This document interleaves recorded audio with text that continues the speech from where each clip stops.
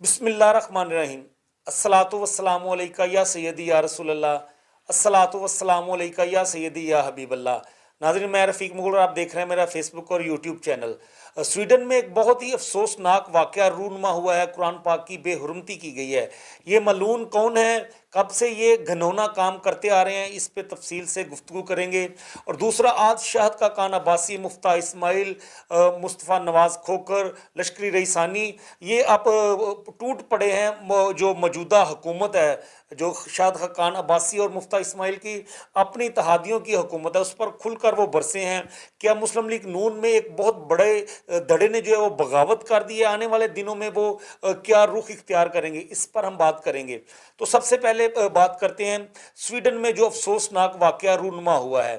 یہ سویڈن میں دائیں بازو کی ایک پارٹی ہے، یہ سیاسی پارٹی ہے، یہ انتہا پسندوں کی پارٹی ہے، جس کی مثال آپ یہ لے لیں، جس طرح بھارت میں RSS کے گنڈے جو ہیں ان سے کبھی بھی کوئی خیر کی توقع نہیں کی جاتی اور ہمیشہ سے وہ اسلام مخالف ہی کام کرتے ہیں، اسی طرح سے یہ دائیں بازو کی جو پارٹی ہے یہ اسلام مخالف ہی کام کرتی ہے اور عرصہ کئی دہائیوں سے یہ کرتے آ رہے ہیں۔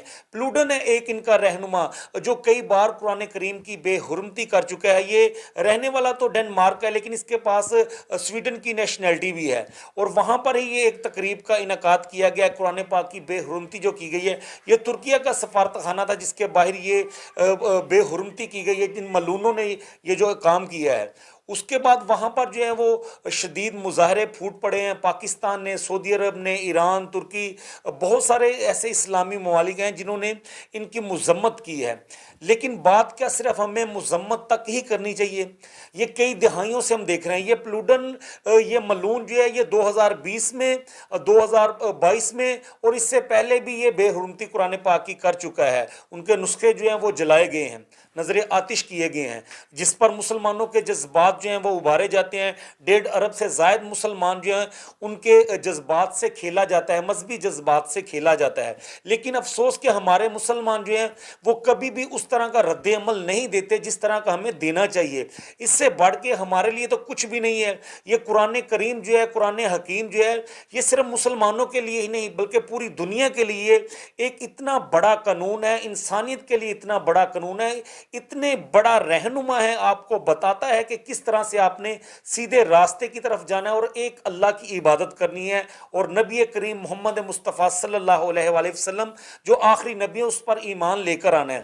یہ ساری چیزیں کھل کر بتاتا ہے، اپنی زندگی گزارنے کے حوالے سے، اچھا انسان بننے کے حوالے سے، رشتوں کی قدر و قیمت کے حوالے سے۔ کوئی بھی دنیا میں ایسی چیز نہیں ہے جو قرآن پاک سے رہنمائی آپ کو نہیں ملتی ہے۔ اتنی مقدس کتاب اور آخری کتاب ہے اللہ تعالیٰ کی، لیکن ہمارے مسلمان ممالک جو ہے، حکمران جو، یقینی بات ہے طاقت تو ساری حکمرانوں کے پاس ہوتی ہے، وہ بس ایک مذمت تک جو ہے وہ بات کرتے ہیں کہ بیان جاری کرتے ہیں کہ سویڈن میں جو یہ بے حرمتی کی گئی اس کی پرزور مذمت کرتے ہیں۔ یہ ایک صحیح ہمیں میسیج دینا چاہیے، ایک قوم بن کے امت مسلمہ کے پلیٹ فارم سے ایک صحیح میسیج دینا چاہیے۔ ایسے لوگوں کا، ایسے ملکوں کا بائیکاٹ کرنا چاہیے۔ تمام مسلم ممالک جو ہیں، 57-58 کے قریب جو مسلم ممالک ہیں، ان کو ان کا بائیکاٹ کرنا چاہیے۔ ان کی تمام پروڈکٹ جو ہے وہ مسلمانوں کو اس کا بائیکاٹ کرنا چاہیے۔ مارکیٹوں میں بالکل ان کی جتنی بھی پروڈکٹ ہیں ان کی خریداری بند کر دینی چاہیے اور ایک سٹرونگ میسیج دینا چاہیے۔ یہ ہم ہر بار یہی کہتے ہیں کہ جتنے بھی ہمارے حکمران ہیں، OIC ایک بیان داغ دیتی ہے کہ دوبارہ اس طرح کی حرکت ہوئی تو ہم کبھی بھی یہ برداشت نہیں کریں گے۔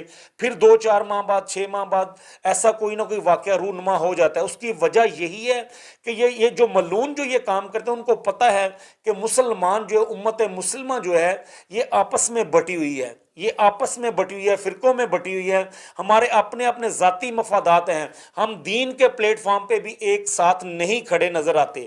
اس طرح وہ ان ملعون جتنے بھی لوگ ہیں ان کو موقع ملتا ہے اس طرح کی بے حرمتی کرنے کا۔ ہم خود اس کے بہت بڑے ذمہ دار ہیں۔ ہمارے تمام اسلامی ممالک کو چاہیے کہ ایسے ممالک کے بائیکاٹ کیے جائیں، ان کے سفارت خانے بند کیے جائیں تاکہ ان کو پتہ چلے، وہ ایسے قوانین وہاں پر بنائے جائیں۔ ہمارے اسلامی ممالک میں تو ہم نے قوانین بنا لیے، یہ کوئی بڑی بات نہیں ہے بھئی، آپ تو ہیں اسلامی ممالک، آپ نے تو قوانین بنانے ہیں۔ اصل بات یہ ہے کہ یہ جو ملعون ہیں، جو غیر مسلم ہیں، ان کے ممالک میں آپ نے اپنے مذہب کا، اپنے تمام دینی کتب کا جو ہے وہ آپ نے تحفظ کرنا ہے. وہ تحفظ اس طرح کرنا ہے، آپ نے یہ یونائٹڈ ہو کے ان کو ایک میسیج دے کے پھر آپ اپنے تحفظ کریں گے. جب بھی یہ معاملہ ہوتا ہے یہ مسلمانوں کے خلاف ہی ہوتا ہے، اور یہ ملعون کرتے ہیں. یہ یہودی لابی جو ہے یہ بہت بڑے پیمانے پر کام کر رہی ہے، بھارت بہت بڑے پیمانے پر کام کر رہا ہے، امریکہ، یہ تمام جو اسلام مخالف لوگ ہیں. میں نے جیسے آپ کو مثال دی، یہ دائیں بازو کی پارٹی بالکل ایسی ہے جیسے بھارت میں آر ایس ایس کے گنڈے ہیں. آر ایس ایس کا جو ہے جو نظریہ ہے وہ اسلام مخالف ہے، بس یہ اسی طرح ہے. تو ہمیں اسے آگے بڑھ کر بھی کرنا چاہیے، اور ہم اس کی پرزور مذمت کرتے ہیں، اور ہم اپیل کرتے ہیں کہ تمام لوگ ان کی پروڈکٹ کا جو ہے وہ بائیکاٹ کریں. ناظرین آگے چلتے ہیں. پاکستان کی سیاست میں ہر دن نہیں بلکہ ہر گزرتے لمحے کے ساتھ جو ہے وہ صورتحال تبدیل ہوتی چلی جا رہی ہے.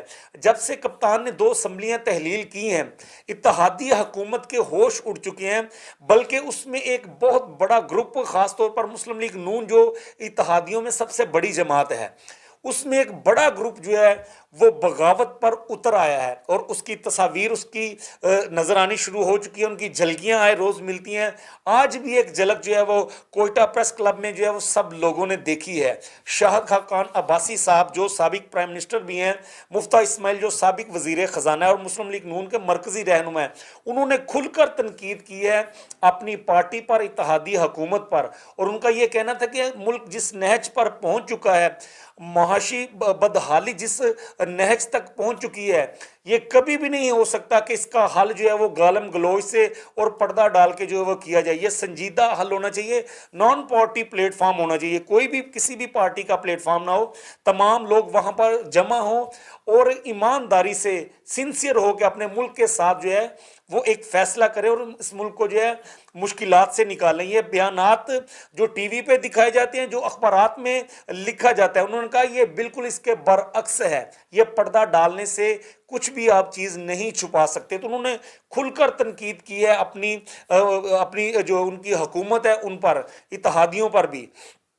مفتہ اسماعیل بھی، انہوں نے بھی یہی کہا ہے کہ معیشت کا برا حال ہو چکا ہے، اور انہوں نے یہ بھی کوٹ کیا کہ گزشتہ 4 ماہ سے بہت برا حال ہو چکا ہے جب سے اسحاق ڈار صاحب آئے ہیں. تو اس میں انہوں نے کہا کہ گزشتہ 20 سال سے، شاہد خاقان عباسی صاحب نے بھی، مفتہ اسماعیل صاحب نے بھی، انہوں نے یہ نہیں کہا کہ 8 ماہ سے یا 2018 سے جب عمران خان کی حکومت ہے، انہوں نے کہا گزشتہ 20 سال سے، جس میں پیپلز پارٹی اور مسلم لیگ نون کے دور اقتدار وہ بھی شامل ہیں. ان کا 20 سال سے 51,000 ارب روپے کے قرض پاکستان کے اوپر چڑھ چکے ہیں. اور یہ جو اب 2023 چل رہا ہے، رواں سال میں ہم نے 21 ارب ڈالر کے قرض جو ہیں وہ واپس کرنے ہیں، اور پاکستان کے پاس تو ایلسیاں کھولنے کے بھی پیسے نہیں ہیں. ڈالر تو ہمارے پاس ختم ہو چکے ہیں. مگر یہ حکومت جو ذاتی مفادات کے لیے صرف تخت پر بیٹھے ہوئے ہیں، اپنے کیسز ختم کروانے کے لیے بیٹھے ہوئے ہیں، انہوں نے بالکل آنکھیں بند کی ہیں خرگوش کی طرح. لیکن آج انہوں نے کھل کر وہاں پر تنقید کیا اور بتایا کہ پاکستان کس نہج تک پہنچ چکا ہے.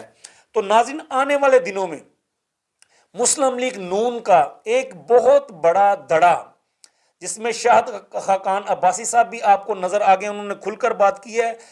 اس کے علاوہ لاہور کے علاوہ سرگودا، میاں والی، ڈی جی خان، یہ جو جتنی بھی پٹی ہے پھر ملتان کی طرف جاتی ہے، اس پٹی سے آپ دیکھیں گے 30 سے 35 لوگ جو مسلم لیگ نون کے ایم این اے بھی ہیں اور بہت سارے ان کے ناراض رہنما ہیں، وہ کھل کر سامنے آئیں گے، اور یہ دھڑا بہت بڑی طاقت میں نون لیگ میں بغاوت کرے گا اور نون لیگ سے علیحدگی اختیار کریں گے. یہ کس پارٹی میں جا رہے ہیں یہ ابھی کہنا کچھ قبل از وقت ہوگا، کیونکہ ابھی انہوں نے یہ فیصلہ نہیں کیا، مگر نون لیگ سے یہ الگ ہونے جا رہے ہیں. مسلم لیگ نون کے ساتھ آئندہ انتخابات میں یہ لوگ الیکشن نہیں لڑیں گے.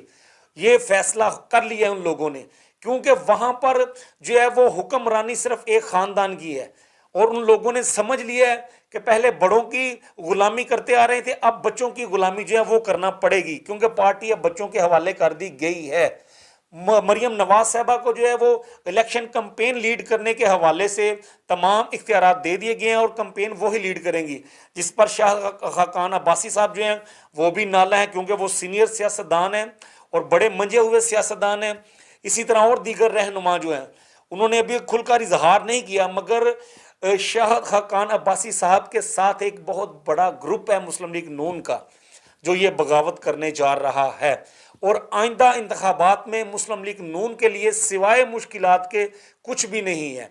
یہ پنجاب اور کے پی کے جو انتخابات کروانے جا رہے ہیں، اور کپتان بھی یہی چاہ رہے ہیں کہ یہ نہ ہی جنرل الیکشن کروائیں، یہ صرف 2 اسمبلیوں کے الیکشن کروا لیں، اس میں سب کچھ پتہ چل جائے گا، جس کی ایک جھلک آپ نے سرگودا میں بھی دیکھی ہے، اور بہت سارے شہروں میں دیکھیں گے آپ کہ کس طرح نون لیگ کا ایک بہت بڑا گروپ جو ہے وہ پاکستان تحریک انصاف کی طرف جو ہے وہ دیکھ رہا ہے، لیکن کپتان جو ہیں وہ اپنے وفادار ساتھیوں کو دیکھ رہے ہیں، جہاں پہ گنجائش بنے گی وہاں پر ہی ان لوگوں کو ایڈجسٹ کریں گے۔ تو ناظرین، نون لیگ میں جو ہے وہ بغاوت کے آثار جو ہیں وہ نظر آ چکے ہیں، اور ناراض لوگوں کی قدر ہونے جا رہی ہے۔ یہ آپ کو بتائیں گے اگلے ویلاگ میں۔ جتنے بھی ناراض لوگ ہیں مسلم لیگ نون کے، ان کی قدر ہونے جا رہی ہے۔ تو ناظرین، آج یہ تازہ ترین تھی جو آپ تک پہنچانی تھی۔ نیکسٹ ویڈیو میں انشاءاللہ دوبارہ آپ کی خدمت میں حاضر ہوں گے۔ تب تک کے لیے مجھے اجازت دیجیے، اور ہمارے یوٹیوب چینل رفیق مغل آفیشیل کو سبسکرائب ضرور کریں۔ خدا حافظ۔